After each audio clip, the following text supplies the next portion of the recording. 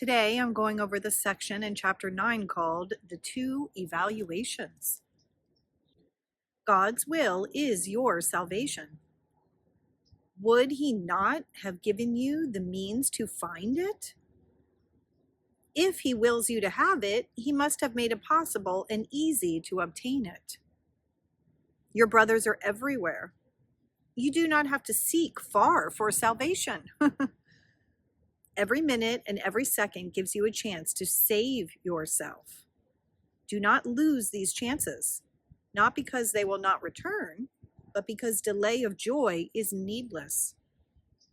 God wills you perfect happiness now. Is it possible that this is not also your will? And is it possible that this is not also the will of your brothers? So we're being told in this first paragraph that God wills for our salvation. That means for us to wake up from the dream, to no longer be believing in the false world of separation and fear. God wills for us to be aware of our truth, which is the opposite of that. Jesus is reminding us that God has given us the means to find it. Where are we going to find it? Within our brothers, within all the others that we see in the world. And again, it doesn't mean just people. It could be anything and everything that you come in contact with that needs to be forgiven. We are forgiving everything. We're forgiving everything for never existing, for this world having never happened, this world of separation and fear. He's reminding us that it is possible and easy for us to do this, because our brothers are everywhere, because the opportunities for forgiveness are everywhere. So we don't have to look far for salvation. He's reminding us that every minute and every second gives us another chance to save ourselves, because in each now moment there is something to forgive, because we are forgiving the entire world for never existing. He's reminding us not to lose these chances, to take advantage of these chances, not because they're not going to return, because they are here for our awakening. And that there is no need for us to suffer. There's no need for us to delay our joy. God wills for us to be happy.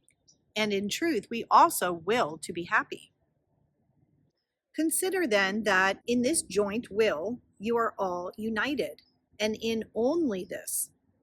So in our joint will with our brothers to awaken and to be happy, this is the only thing that we all truly wish for. There may be disagreement on anything else, but not on this. This then is where peace abides, and you abide in peace when you so decide. Yet you cannot abide in peace unless you accept the atonement, because the atonement is the way to peace. The reason is very simple and so obvious that it is often overlooked. The ego is afraid of the obvious, since obviousness is the essential characteristic of reality.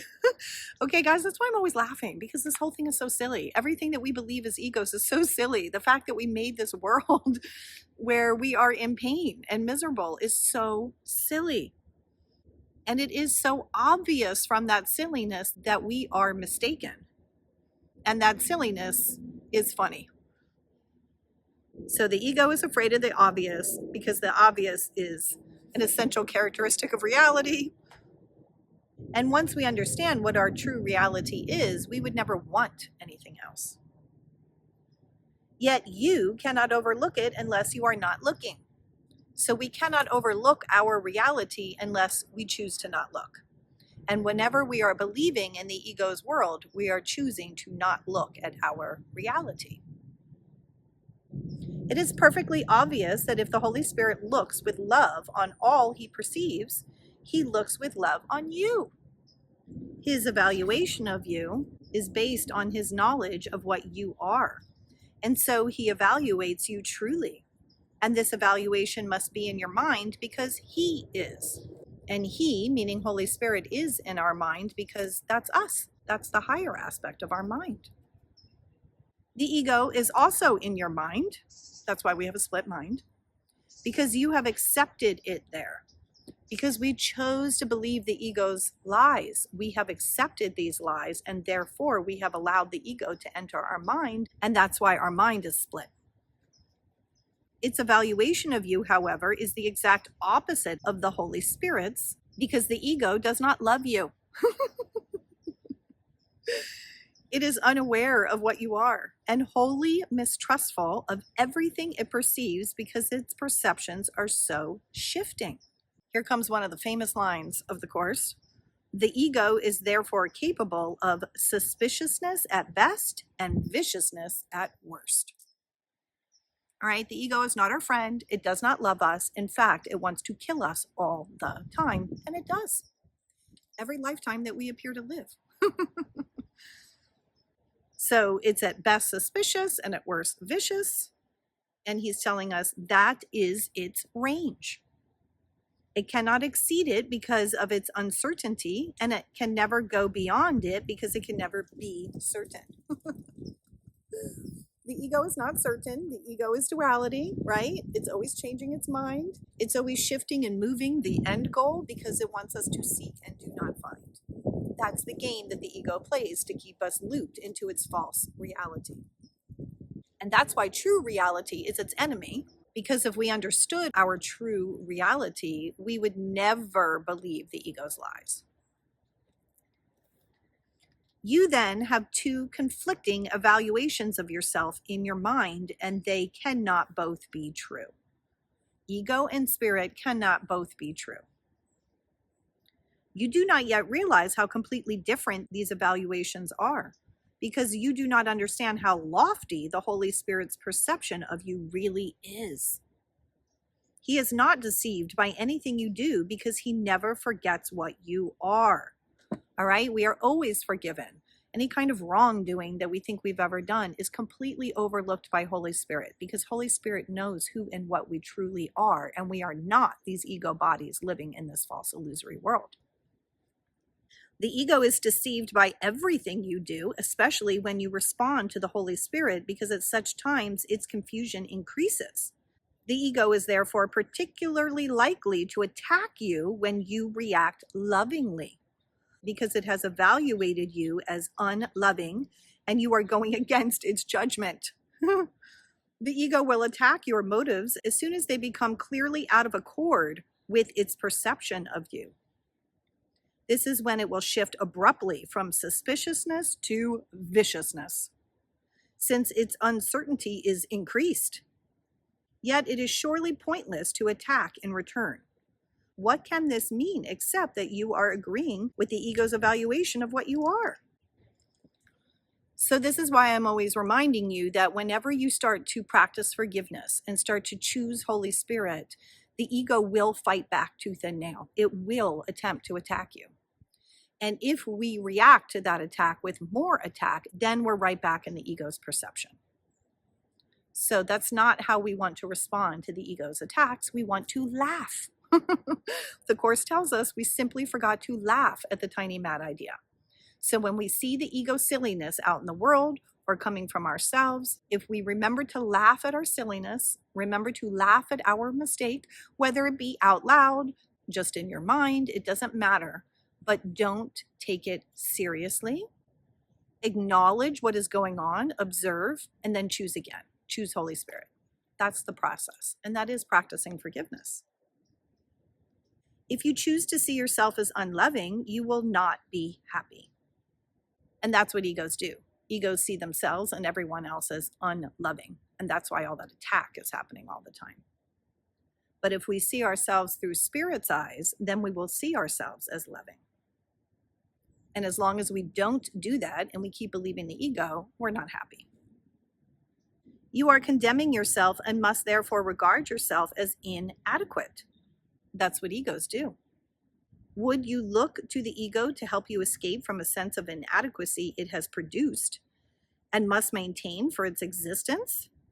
Can you escape from its evaluation of you by using its methods for keeping this picture intact? No, we cannot overcome the ego by participating in the ego's illusory world. The point of forgiveness is to exit the world, to look beyond the false world, to see what is true. That is how we exit the ego's false dream and reconnect with our truth, which is spirit, which is oneness, which is love. And I'm going to remind you again, it's not about your behavior. When you are choosing Holy Spirit, it doesn't mean that you now have to go out into the world and with your body interact with other bodies and always act in what you consider loving. It's not about that. Boundaries can be loving. Speaking your truth can be loving. And those things are going to upset other egos often when we are doing those things. So it's messy out there in the world of duality, in the ego world. So forgiveness, practicing forgiveness and aligning with Holy Spirit is not about your behavior. It is completely about your perception in your mind. And as you choose to perceive with Holy Spirit will guide you as to what to say, what to do, where to go, and how to handle each and every brother or situation within the illusion. And if you follow that guidance, your heart, your gut, that inner knowingness, which is Holy Spirit, if you follow that, you will be saying and doing the right things for Holy Spirit's plan, which sometimes might look in the false world of illusion like you're irritating someone or upsetting someone or hurting someone, because Holy Spirit has guided you to speak your truth or have a boundary or leave a situation or whatever it is. Okay? So don't stress yourself out about what all of this is supposed to look like. That's not our business. That's not our department. Holy Spirit has a plan. Our business, our department is following our internal guidance coming from Holy Spirit. You cannot evaluate an insane belief system from within it. Its range precludes this. You can only go beyond it. Look back from a point where sanity exists to see the contrast. That's practicing forgiveness. Only by this contrast can insanity be judged as insane. With the grandeur of God in you, you have chosen to be little and to lament your littleness. Within the system that dictated this choice, the lament is inevitable. Your littleness is taken for granted there, and you do not ask, who granted it? The question is meaningless within the ego's thought system because it would open the whole thought system to question. The ego does not want us to question its thought system at all. And no answers can be found within the ego's thought system. I have said that the ego does not know what a real question is. Lack of knowledge of any kind is always associated with unwillingness to know. And this produces a total lack of knowledge simply because the knowledge is total. Not to question your littleness, therefore, is to deny all knowledge and to keep the ego's whole thought system intact. You cannot retain part of a thought system because it can be questioned only at its foundation. And this must be questioned from beyond it, because within it, its foundation does stand. He's talking about practicing forgiveness. The Holy Spirit judges against the reality of the ego's thought system merely because he knows its foundation is not true. Therefore, nothing that arises from it means anything. The ego means nothing. He judges every belief you hold in terms of where it comes from. That's why he doesn't believe in any ego beliefs, because he knows they come from illusion, from lies. If it comes from God, he knows it to be true. If it does not, he knows that it is meaningless. Whenever you question your value, say, this is a quote he has given us, God himself is incomplete without me. Why is that true? Because we are one with God. Now, anytime we hear something in the Course that says that God misses us, it's actually only metaphor. We have never left God. We have never left heaven, which is a state of oneness with one another and with God. Remember this when the ego speaks, and you will not hear it. So if we remember that we are one with God and that is our truth, when the ego is speaking and trying to convince us of lies, we will not hear those lies. We will not recognize the ego's false perception. The truth about you is so lofty that nothing unworthy of God is worthy of you. Choose then what you want in these terms and accept nothing that you would not offer to God as wholly fitting for him. You do not want anything else. Return your part of him and he will give you all of himself in exchange for the return of what belongs to him and renders him complete. So again, Jesus is talking as if God is incomplete without us, or there's something missing. And that's not true. It's just metaphor. He's only speaking to us in terms that we would be more likely to understand coming from our dualistic perception, because we're so used to thinking with the ego for so long now. So Jesus will use metaphor in the Course to try to explain to us what's actually happening here. So like I said, we've never left God. We've never left him incomplete. We're just dreaming that we did. And so this story that Jesus is telling us is all meant to awaken us from that dream. And the more you choose to forgive and overlook the ego's perception, to look beyond it to the truth of who and what is really there, which is just pure spirit, just oneness, just love, you will find yourself feeling much happier no matter what appears to be happening in your dream.